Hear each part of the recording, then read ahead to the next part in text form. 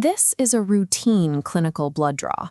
In a hospital, a delayed sample sitting on a counter is a minor logistical hiccup. For the patient, it can trigger a false medical emergency. At room temperature, the atmospheric oxygen in the room begins spontaneously reacting with specific amino acids suspended in the plasma. The body isn't driving this chemistry, the ambient air is.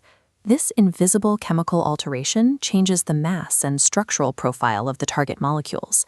By the time the laboratory runs the sample through a mass spectrometer, the native analytes are gone, entirely evading detection. The machine prints a report showing near-zero levels of a critical nutrient.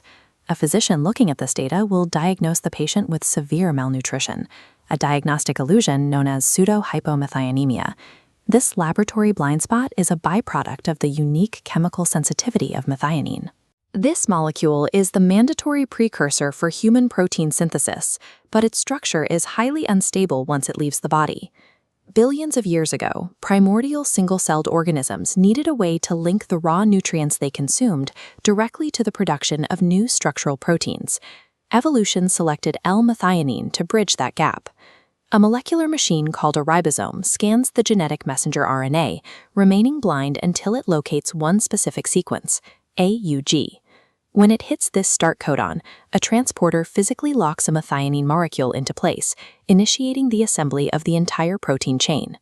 Because of this mechanism, every single proteinogenic sequence across the human architecture begins its life with a methionine residue. There are no exceptions. Methionine serves as the obligate translation initiation signal. Protein assembly stops before it begins without this specific sulfur-bearing precursor. Here is the 3D architecture of L-methionine. It's one of only 2 standard amino acids containing sulfur. This thioether design is highly vulnerable to oxidation. Destructive free radicals threaten protein centers, but the sulfur atom acts as a sacrificial shield, absorbing the oxidative impact. Outside of a protein chain, methionine enters a different metabolic cycle, where it functions as a primary methyl donor.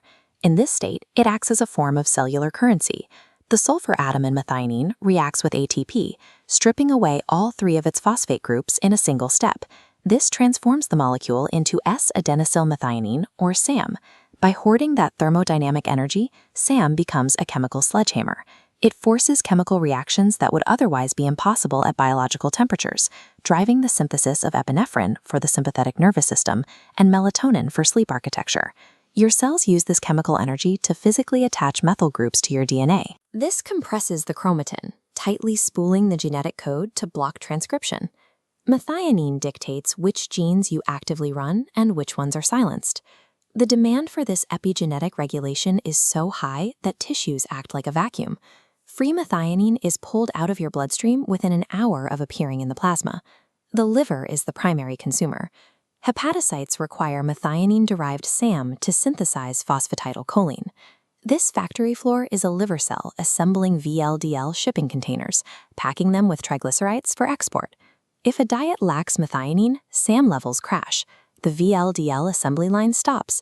The triglycerides have nowhere to go, rapidly swelling inside the hepatocytes. This metabolic bottleneck physically traps fat. The lack of one sulfur-bearing amino acid directly drives the cellular progression of non-alcoholic fatty liver disease. While a deficit stalls the liver, acute toxicity from pure methionine isolates triggers a different metabolic crisis. Massive spikes of free methionine in the blood physically clog the LAT1 transporters at the blood-brain barrier. This creates a competitive blockade, preventing the precursors for serotonin and dopamine from entering the brain, causing severe neurological lethargy. The body attempts to vent the excess chemical fuel through alternative pathways. Patients in acute overdose develop a distinct clinical sign. Raw sulfur escapes through sweat glands and lungs, presenting as a potent boiled egg body odor.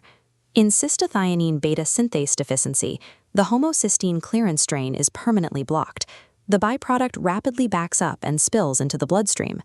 Acting like molecular sandpaper, these high concentrations shred the inner endothelial walls of blood vessels, triggering life-threatening thromboembolisms and pediatric strokes. The structural destruction extends to connective tissues. The homocysteine degrades the tiny zonular fibers that hold the lens of the eye in place. The fibers snap and the lens dislocates. Maintaining methionine homeostasis is a highly precise balance. Both excessive supplementation and genetic clearance failures result in multi-system structural collapse. Malignant human cancer cells manipulate this homeostatic balance to survive. Oncologists refer to this dependency as the Hoffman effect. On the left, a healthy cell maintains a closed recycling loop, converting homocysteine back into methionine. On the right, malignant cells suffer genetic damage that breaks their recycling machinery.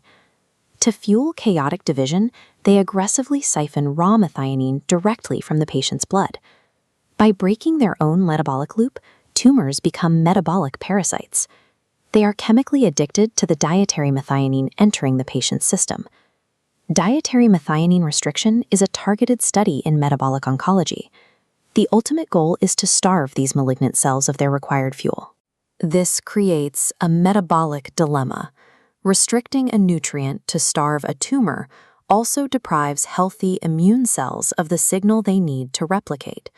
Monitoring these levels requires liquid chromatography tandem mass spectrometry. Inside the mass spectrometer, plasma molecules are shattered and weighed by their mass-to-charge ratio. Native methionine aligns with a specific detection window, but when atmospheric oxygen binds to the sulfur atom, it gains mass, falling at a different trajectory to entirely miss the window. Preventing this artifact requires exacting clinical protocols. Patients must undergo a 12-hour fast, plunged into crushed ice, and centrifuged within 30 minutes. The precision of the machine is irrelevant if the physical stability of the molecule is compromised before the test begins. 3 rules govern methionine pathology. First, pathologists must never diagnose severe nutritional hypomethionemia without verifying cold chain transport logs to rule out an oxidation drop.